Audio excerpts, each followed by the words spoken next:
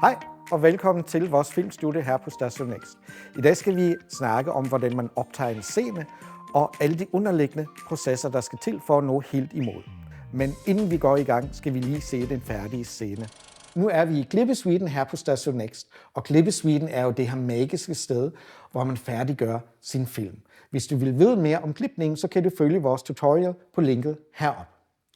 Men først skal vi se den færdigklippede film, så du får en forståelse for det materiale, vi kommer til at arbejde hen imod. Og den kommer her.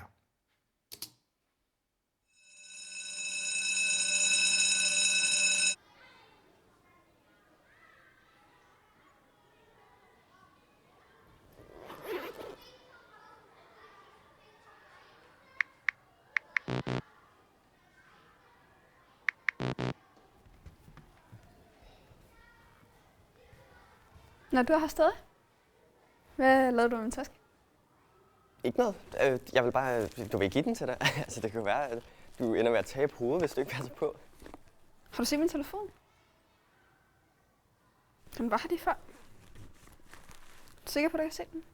Ja, jeg aner ikke, hvad du snakker om. Altså, du har sikkert bare glemt den et eller andet sted.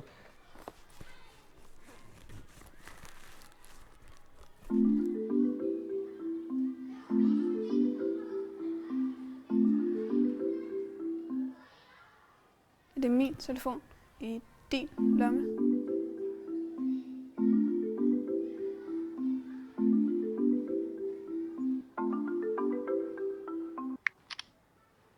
Fandt du, hvad du ledte efter? Nej, jeg kunne ikke engang løse den op. Er det på grund af ham, den nye i klassen? Er det på grund af Sigurd, at du har ændret din kode? Er du jaloux? Det er sødt. Skal ikke komme ud herfra? Kom nu. Har du stadig vores årsdag som en kode? Hold nu.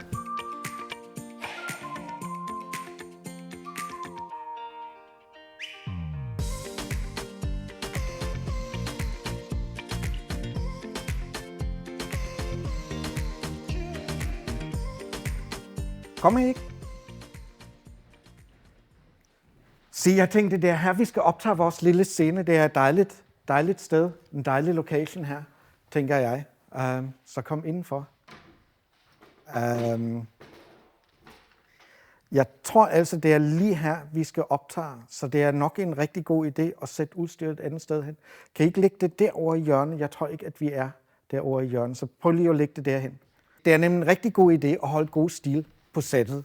Og det starter med, at man ikke lægger udstyret i vejen. Find et godt sted til det, hold det samlet, oplad eventuelle batterier, hvis I ikke har gjort det endnu.